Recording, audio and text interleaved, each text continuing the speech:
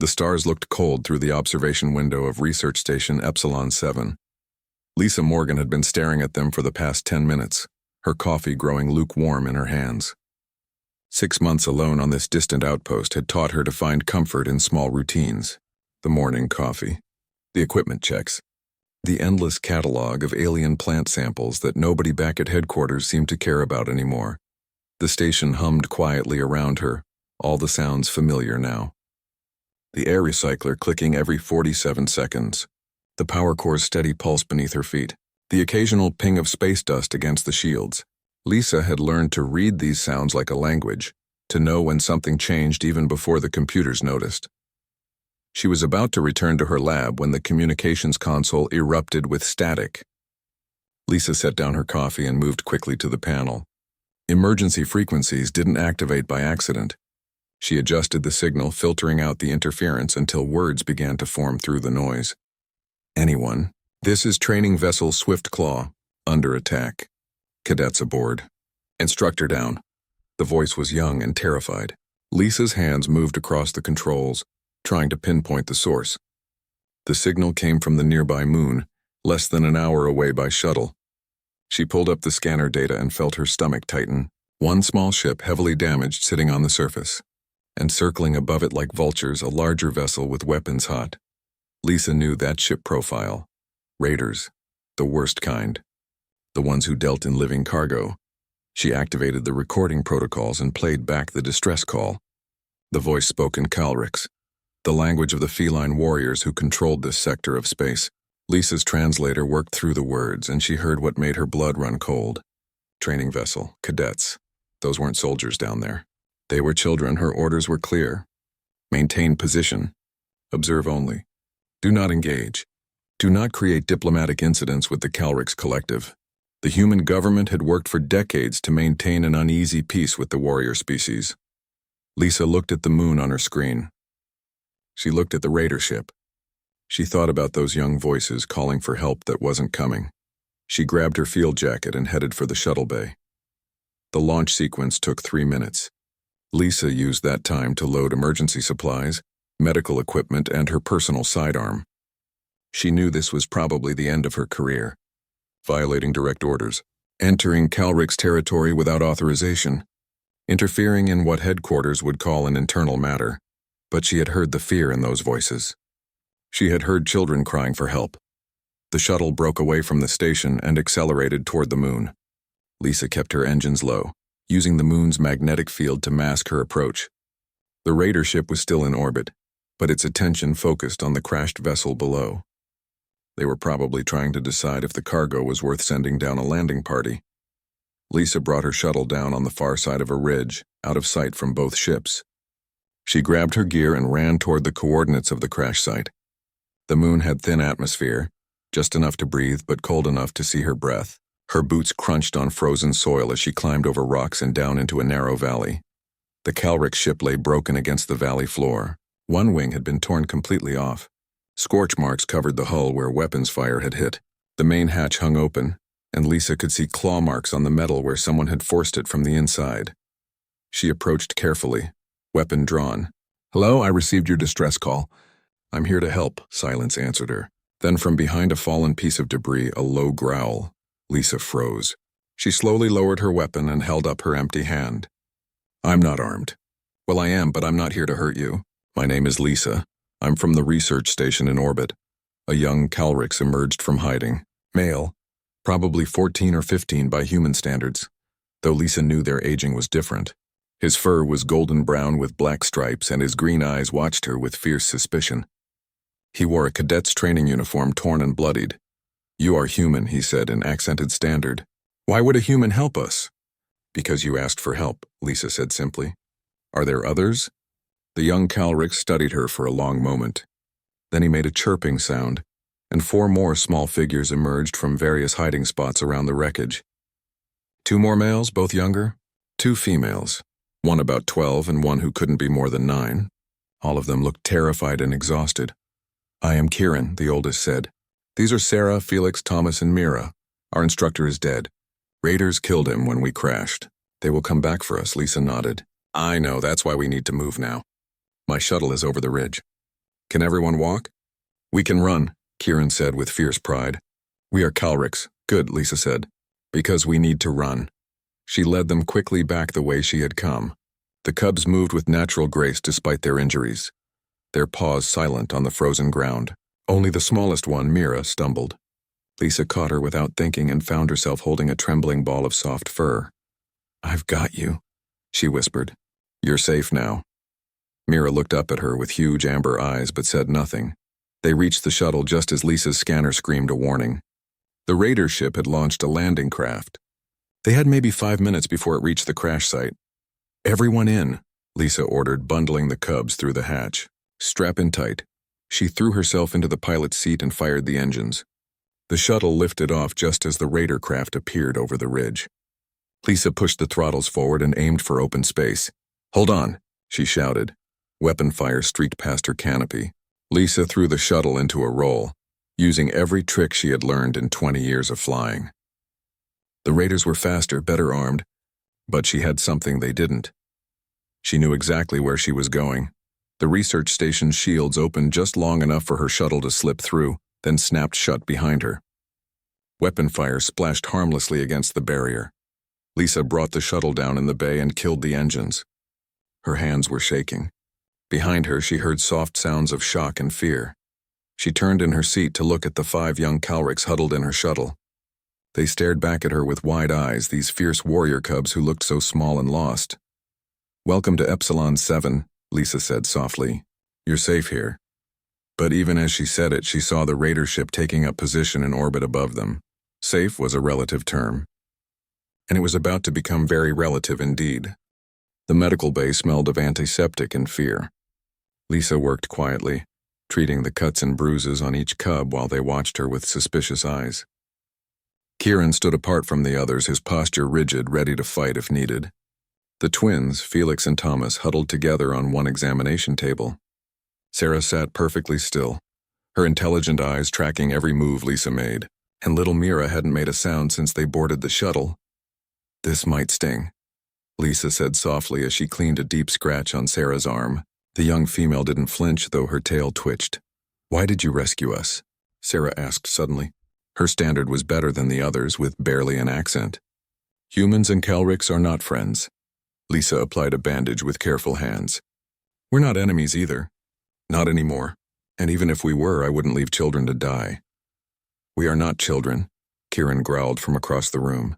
We are cadets of the Calrics Collective. Warriors in training. You're 14, Lisa said gently, moving to check on the twins. On my world, that's still a child. It's not an insult. It just means you deserve protection. Warriors do not need protection from humans, Kieran said. But there was less bite in his words now. Exhaustion was winning over pride. Lisa finished with the twins and approached Mira. The smallest cub pressed herself against the wall, her eyes huge and terrified. Lisa crouched down, making herself smaller, less threatening. Hey there, little one, she whispered. I just want to make sure you're not hurt. Can I look? Mira stared at her but didn't move. Lisa waited patiently, not reaching out, just staying close and quiet. After a long moment, Mira extended one small paw. Lisa examined it carefully, finding scrapes and bruises but nothing serious. You're very brave, Lisa told her. Everything is going to be okay. Mira's eyes filled with tears, but still she made no sound. When everyone was patched up, Lisa led them to the station's common area. It wasn't much, just a space with a table, some chairs, and a small food preparation area. The cubs stood uncertainly in the doorway. Hungry? Lisa asked. The twins nodded immediately. Kieran tried to look proud and unconcerned, but his stomach betrayed him with a loud growl. Even Sarah looked interested. Lisa pulled out ration packs and began heating them. I'm afraid I don't know much about Calric's dietary needs. These are standard human rations. Mostly protein, some vegetables. Will that work? We can eat most things, Sarah said. Our bodies are adaptable. Lisa distributed the meals and watched as the cubs ate with barely controlled hunger. They had probably been in that crashed ship for hours, maybe longer. She poured water for everyone and sat down at the table with her own ration. So, she said between bites, tell me what happened. Kieran looked at the others, then back to Lisa. We were on a training flight, learning navigation and ship operations. Instructor Commander Rax was teaching us about border patrol routes. Then the raiders came. They fired on us without warning. Rax got us to the moon, but the landing was hard. He died protecting us from the first raider scouts who came down. His voice cracked on the last words. Lisa saw the guilt written plainly on his young face. You couldn't have saved him, she said quietly. And he did what any good instructor would do. He made sure you survived. I should have fought better, Kieran said. I should have protected the others. You did, Lisa said. You kept them hidden. You sent the distress call. You didn't give up. That's what a leader does. Kieran looked away, but she saw his ears twitch, a sign he was listening. Over the next few hours, Lisa showed them around the small station, the sleeping quarters, the lab, the observation deck. She explained the shield systems and power management. Sarah asked endless questions about the scientific equipment. The twins investigated every corner, their natural curiosity overcoming their fear. Mira stayed close to Lisa, a small silent shadow. The raiders will attack, Kieran said when they gathered in the control room. He studied the tactical display showing the enemy ship in orbit. This station is not a warship. How long can the shields hold? Maybe 3 days if I manage the power carefully, Lisa admitted. I've already sent distress signals to both human and Calrix authorities. Help is coming, but it will take 5 days to arrive. That is 2 days too many, Kieran said. I know, Lisa said, so we need to be smart. This station has defensive capabilities, just not many, and I have some tricks that might surprise them. You are a scientist, Kieran said, not a warrior. Lisa met his eyes. I've been on the frontier for 12 years. I've survived pirate raids, equipment failures, and a solar flare that nearly cooked me alive. I'm not a warrior like you're trained to be, but I'm a survivor. And I'm good at it. Something shifted in Kieran's expression. Respect, maybe, or at least consideration. That night, Lisa set up sleeping arrangements. The station had 2 bedrooms. She gave one to the cubs and planned to sleep in her chair in the control room. But when she went to check on them, she found Mira sitting alone in the hallway, tears streaming silently down her face. Lisa sat down beside her without a word. She didn't try to touch the cub or force her to talk. She just sat there, present and calm. After a while, she began to hum. An old lullaby her mother had sung to her, simple and soft. Mira's crying slowed, and she leaned slightly toward Lisa, drawn by the sound. Lisa kept humming, and eventually she felt a small weight against her side. Mira had fallen asleep, curled up next to her. Lisa adjusted carefully, making sure the cub was comfortable, and continued her quiet song. The door to the bedroom opened. Kieran looked out, saw them sitting there, and something in his suspicious expression softened. He nodded once to Lisa and quietly closed the door. In the morning, Lisa woke to find all 5 cubs sleeping in the hallway around her. Kieran sat with his back against the wall, keeping watch even in sleep. The twins were tangled together in a pile. Sarah had sprawled across the floor like cats do, completely relaxed, and Mira remained curled against Lisa's side, one small paw resting on her arm. Lisa felt something tighten in her chest. An old ache and a new warmth mixing together. When the cubs woke, she made breakfast and started teaching them the station's systems. Sarah learned the computer controls in minutes. The twins mastered the ventilation system layout and began mapping every crawl space. Kieran studied the weapons and shields with fierce concentration. Even Mira helped, her small paws perfect for reaching into tight spaces to run new cables. They worked together through the morning, preparing, building defenses, learning to trust. And outside, the raider ship waited for their moment to strike. The message came through on the second morning. Lisa was showing Felix and Thomas how to redirect power from non-essential systems when the communications console crackled to life. Research Station Epsilon 7, this is the vessel Dark Fortune. We know you have Calrix cubs aboard. Hand them over and we'll leave you alive. Refuse and we'll cut through your shields and take them anyway. The voice was calm, almost friendly. That made it worse somehow. Lisa keyed the response channel. This is Commander Lisa Morgan of Epsilon 7. Those cubs are under my protection. Any attempt to breach this station will be met with force. Laughter came through the speakers. Force, you're a research station. 1 scientist against 20 armed raiders. Be reasonable. I'm being perfectly reasonable, Lisa said. You have 1 hour to leave this system before I file official charges with both human and Calrix authorities for attempted kidnapping and murder. Your choice. She cut the channel before they could respond. Kieran stood in the doorway, his expression unreadable. They will attack now. You have made them angry. Good, Lisa said. Angry people make mistakes. She turned to face him fully. I need you to tell me the truth, Kieran. Can you fight? Really fight? You and the others? Pride flashed in his green eyes. We are Calrics. We have trained since we could walk. That's not what I asked, Lisa said gently. Training and real combat are different things.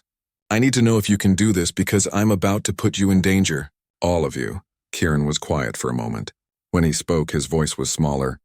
I am afraid. The others are afraid. But we will fight. We must. Fear doesn't make you weak, Lisa said. Fear makes you careful, smart. I'm afraid too. You are? Kieran looked surprised. Terrified, Lisa admitted. I've never defended against raiders before. I've always run or hidden. But I can't run now. Not with you here. So I'm going to do something I've never done. I'm going to stand and fight. She pulled up a station schematic on the console. Here's what I'm thinking.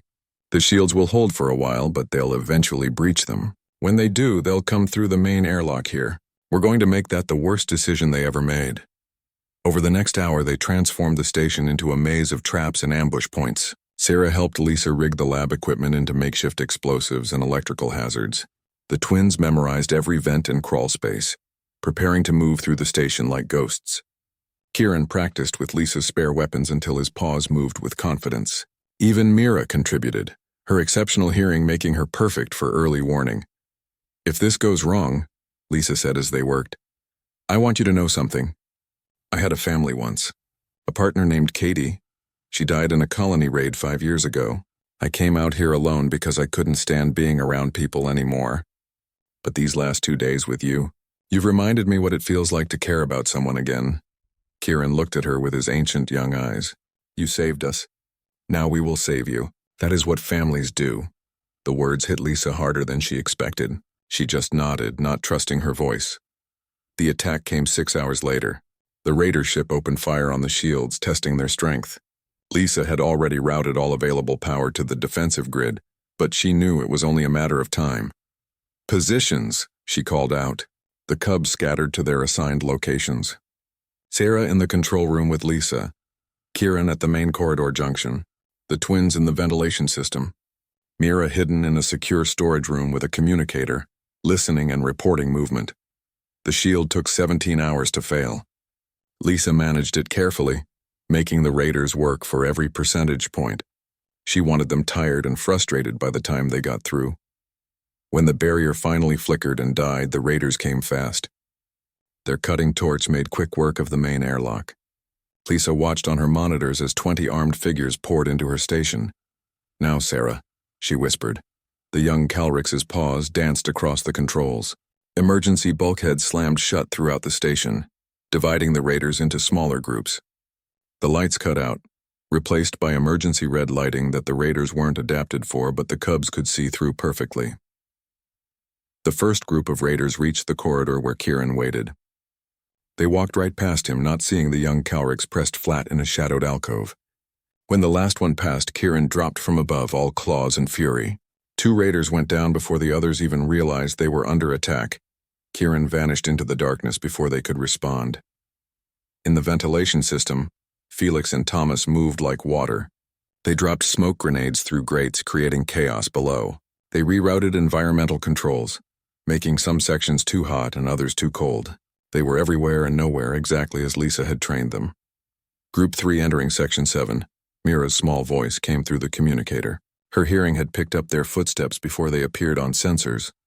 Got it, Lisa said. She triggered the trap Sarah had helped her set. The scientific equipment in that section overloaded in a brilliant flash of light and electricity. Raiders screamed and fell back, but there were so many of them. For every trap they triggered, more kept coming. Lisa found herself at the main corridor, weapon in hand, as 5 raiders broke through her defenses. She fired carefully, each shot counting. 3 went down. The other 2 closed the distance. She fought hand to hand, using every dirty trick she knew. A kick to the knee, fingers to the eyes. She wasn't pretty or graceful, but she was effective. 1 raider fell. The other grabbed her throat. Then Kieran was there, launching himself at the raider with a battle cry that echoed through the corridor. The raider went down under a flurry of claws. Kieran stood over Lisa, breathing hard, his training uniform splattered with blood. "I told you," he said fiercely. "We protect family." They fought together through the night, Lisa and the cubs working as one unit. Every time Lisa was in danger, one of the cubs appeared to help. Every time a cub was threatened, Lisa was there with her weapon or her fists or whatever it took. Sarah proved she was a genius at improvising weapons. Felix and Thomas became legends in the ventilation shafts, appearing and disappearing like demons. Mira's early warnings saved them again and again. And Kieran fought beside Lisa like they had trained together for years, protecting her back as she protected his. The raiders began to retreat, their confidence shattered. They had expected an easy target. Instead, they had found a warrior woman and 5 cubs who refused to break. But victory came with a price. Lisa took a hit to her side, the weapon blast burning through her jacket. She kept fighting, but she could feel the wound bleeding. The cubs gathered around her, forming a protective circle. "Lisa." Kieran's voice was scared now, the fierce warrior becoming a frightened boy again. "I'm okay," she lied. "Just need to catch my breath," but she wasn't okay. And there were still raiders in her station. This fight was far from over. The medical supplies were running low. Lisa pressed a bandage against her side while Sarah worked frantically at the control station, monitoring the raiders' positions. They had retreated to the outer sections of the station, regrouping for another push. The first wave had cost them 8 fighters, but 12 remained. More than enough to finish the job if they coordinated properly. "How many hours until help arrives?" Kieran asked. He stood guard at the door, weapon ready despite his exhaustion. His golden fur was matted with blood, some his own, most not. 36, Lisa said through gritted teeth. "We have to hold for 36 more hours." "You need medical attention," Sarah said without looking up from her screens. "Real medical attention, not field bandages." "We all need a lot of things," Lisa said. She forced herself to stand, ignoring the pain that lanced through her side. "What we have is each other in this station. That has to be enough." Mira emerged from her hiding spot, moving silently to Lisa's side. The small cub had been tracking raider movements through sound alone, her large ears swiveling to catch every footstep and whisper. She pressed against Lisa's leg, offering what comfort she could without words. Lisa rested a hand on her head. "Good work, little one. You're the best scout I've ever seen." For the first time since the crash, Mira made a sound, a small purr, barely audible. But it was there. The twins dropped down from a ventilation shaft, their smaller bodies perfect for moving through the narrow spaces. They had been placing additional traps throughout the station, making every corridor a potential death trap. "The raiders are arguing," Felix reported. "We could hear them through the vents." "Their leader wants to cut life support," Thomas added. "Force us out into the open." Lisa felt a chill that had nothing to do with her wound. She pulled up the environmental controls. "Sarah, can you lock down the life support systems? Make them unhackable?" "Already doing it," Sarah said. Her paws moved across the console with impressive speed. "I'm also setting up failsafes. If they try to force it, the system will burn out their access ports. It will hurt the station systems, but we'll still have air." "You're brilliant," Lisa told her. Sarah's ears flicked with pleasure at the praise, even in their desperate situation. The second wave came at hour 22. The raiders had learned from their mistakes. This time they moved in tight formation, covering each other, checking every shadow before advancing. They were prepared for the cubs' hit-and-run tactics, but they weren't prepared for desperation. Lisa stood in the main corridor, alone and visible, drawing their attention. The raiders advanced toward her, weapons raised. They didn't see Kieran positioned on the ceiling above them. Claws dug into the metal, holding himself in place through sheer strength. They didn't see the twins in the vents on either side. They didn't hear Mira's whispered warning to Lisa through the communicator. When the raiders were perfectly positioned, Lisa dropped to the floor. Sarah triggered the trap, and the corridor became a storm of electricity and fire. The raiders scattered, their formation broken. That's when the cubs struck. Kieran dropped among them like vengeance itself. The twins released their smoke grenades, creating chaos. Sarah cut the lights, giving every advantage to the Calrics who could see in darkness. Lisa fired from her position on the floor, taking down anyone who tried to run. It was brutal and fast. When the smoke cleared, 5 more raiders were down. The others had retreated again, but this time their retreat was panicked, disorganized. "They're breaking," Kieran said with savage satisfaction. They fear us now. But the victory was costly. Lisa's wound had reopened in the fight. Blood soaked through her bandages. Felix had taken a glancing blow to his shoulder. Thomas had twisted his ankle. Even Sarah was limping from a fall she'd taken while moving through the station. Only Mira remained unhurt, too small and quick for the raiders to catch. At hour 28, Lisa collapsed. She had pushed herself too far, lost too much blood. She came back to consciousness in the medical bay, with all 5 cubs clustered around her. Kieran had somehow managed to treat her wound properly, his training including field medicine. "You should have stayed down," he said. But his voice was gentle. "You are hurt badly." "Can't stay down," Lisa whispered. "Still 8 hours until help arrives. Still 7 raiders out there. Then we fight without you," Kieran said firmly. "We have learned from the best teacher. Now you rest." "No." Lisa tried to sit up, but her body wouldn't obey. "I won't let you face them alone." "You are not letting us do anything," Sarah said. She had taken over the medical scanner, reading Lisa's vital signs with worried eyes. "We are choosing to protect you, the way you protected us. You taught us that family means standing together," Felix said. "And you are our family now," Thomas finished. Lisa felt tears on her face. She wanted to argue, to tell them they were too young, that this was her responsibility. But the words wouldn't come. The final attack came at hour 34. The raiders knew time was running out. Their reinforcements hadn't arrived, which meant help was coming for the station. This was their last chance.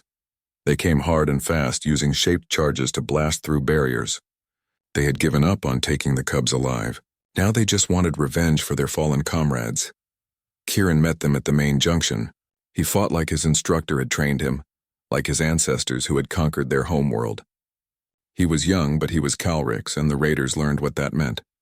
The twins worked together in perfect synchronization, their bond letting them move as one. Where one attacked, the other defended. Where one retreated, the other pressed forward.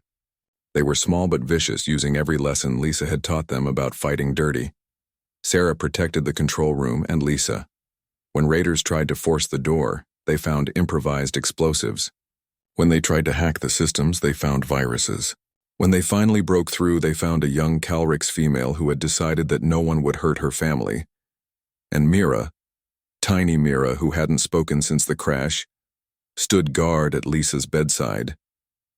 When a raider broke through all their defenses and reached the medical bay, he found a small cub between him and his target.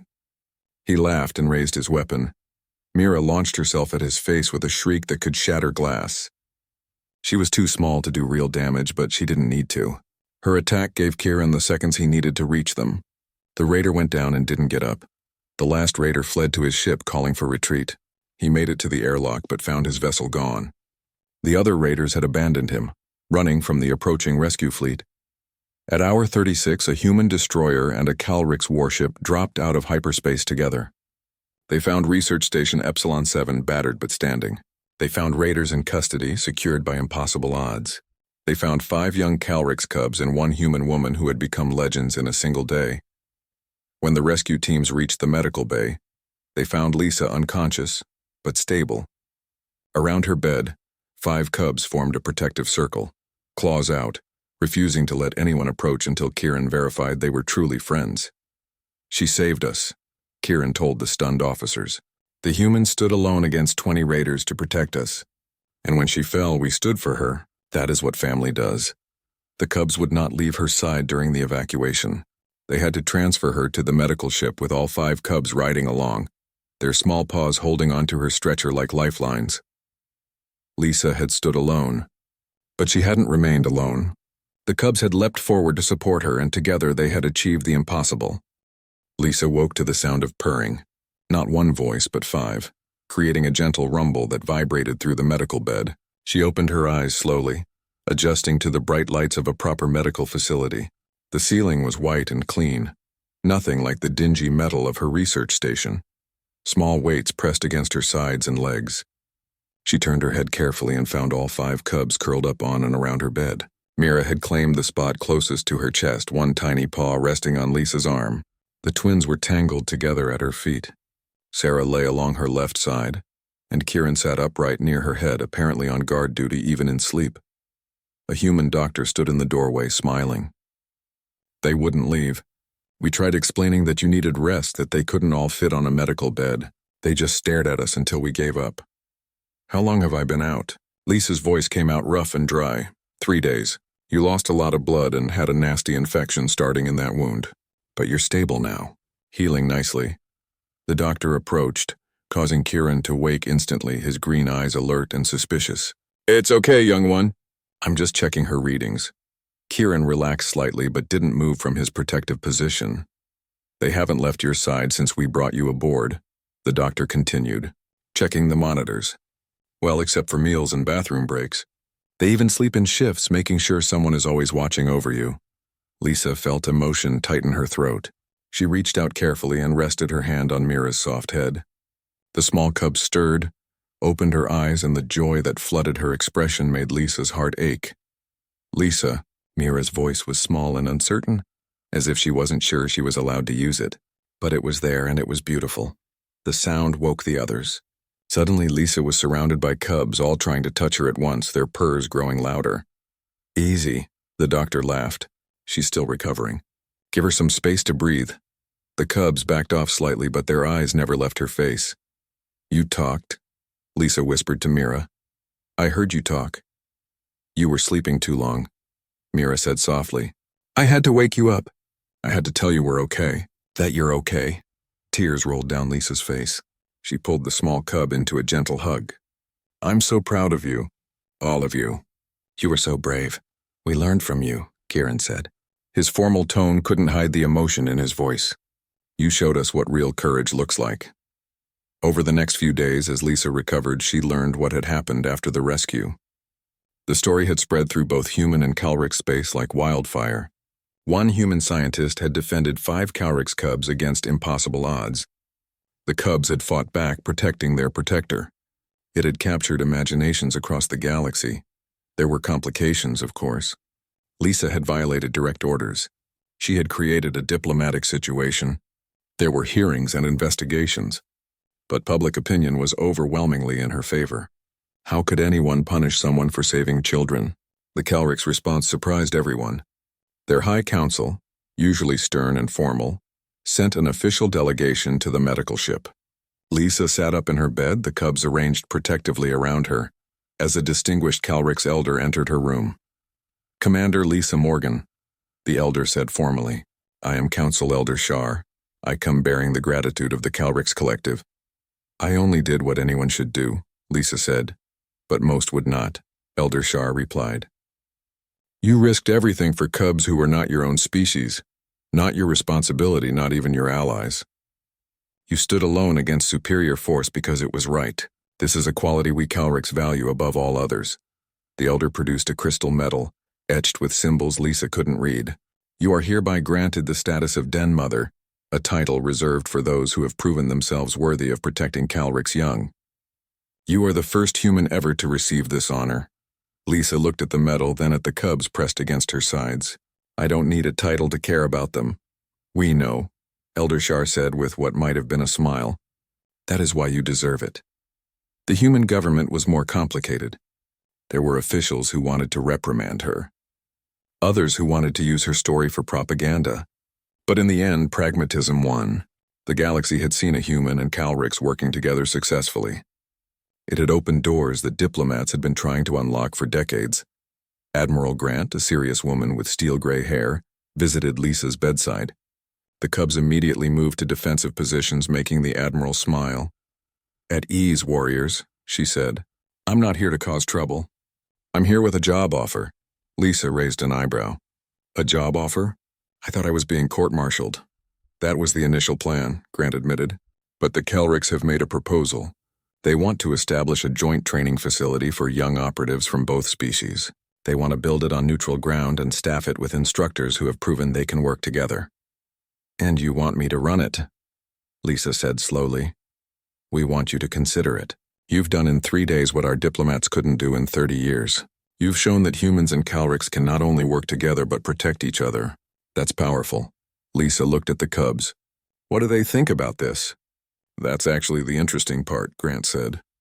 The cubs have filed a formal petition with the Calrics Council. They're asking to be assigned as your first students. Permanently. What? Lisa stared at Kieran. The young Calrix met her eyes steadily. We have already had the best teacher. We do not want another. You taught us more than combat. You taught us about honor and sacrifice and family. We petition to continue our training under your guidance. Kieran, you're supposed to train with your own people, with proper Calrix instructors. And we will, Sarah interjected. The proposal includes Calrix instructors too. But we want you to lead the facility. We want other young Calrix and humans to learn what we learned. That working together makes us stronger. Lisa looked around at their faces. Felix and Thomas nodded enthusiastically. Mira pressed closer to her side. Kieran's expression was serious but hopeful. You're asking me to give up my research, Lisa said to Grant. My quiet life. Your quiet life ended when you rescued these cubs, Grant replied. Now you have a chance to turn this incident into something bigger, something that could change the relationship between our species forever. Lisa was quiet for a long moment. She thought about Katie, about the loneliness that had driven her to the edge of space. She thought about the last few days, the terror and the courage and the strange joy of fighting alongside these young warriors. If I do this, she said finally, I do it my way.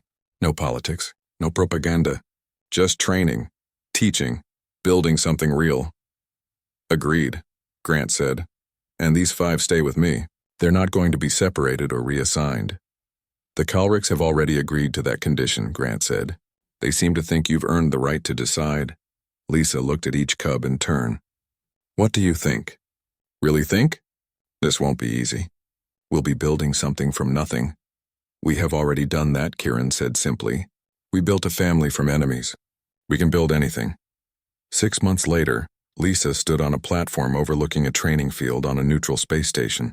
Below 20 young recruits, 10 human and 10 Calrix ran through combat drills. The facility was still new, still finding its identity, but it was working. Her 5 cubs, her first students, moved among the recruits as junior instructors. Kieran had grown taller, his voice deeper, carrying authority when he corrected someone's stance. Sarah ran the technical training, teaching humans and Calrix alike to work with each other's equipment. Felix and Thomas led the tactical exercises, their bond showing others how powerful true teamwork could be. And Mira, no longer silent, served as liaison between the younger recruits, her gentle voice helping those who struggled. A human cadet stumbled during a drill. His Calrix partner, instead of mocking him, offered a paw to help him up. They continued together, working through the exercise side by side. Lisa smiled. This was what she had fought for. Not glory or recognition, but this simple moment of 2 species choosing cooperation over conflict. Instructor Morgan, a voice called. She turned to find a young human woman, one of the newer recruits. I wanted to say thank you. My brother was on a colony that Calrix raiders hit 5 years ago. I grew up hating them. But being here, training with them, I understand now. We're not so different. That's the lesson, Lisa said softly. The most important one. As the sun set over the training field, casting long shadows, Lisa watched her students finish their drills. Some would return to human forces, some to Calrix military, but all would carry forward what they learned here. That strength came from unity. That family transcended species. That sometimes the bravest thing you could do was stand alone for what was right. And if you stood for others, if you gave everything to protect those who couldn't protect themselves, you would never truly be alone. Cubs would leap forward to support you. Strangers would become family. And walls that had stood for generations would begin to crumble. The exercise ended. The recruits gathered together, human and Calrix mixed, laughing and comparing notes on what they'd learned. No segregation, no suspicion, just young people becoming friends. Kieran climbed the platform to stand beside Lisa. He was almost as tall as her now, though still lean with youth.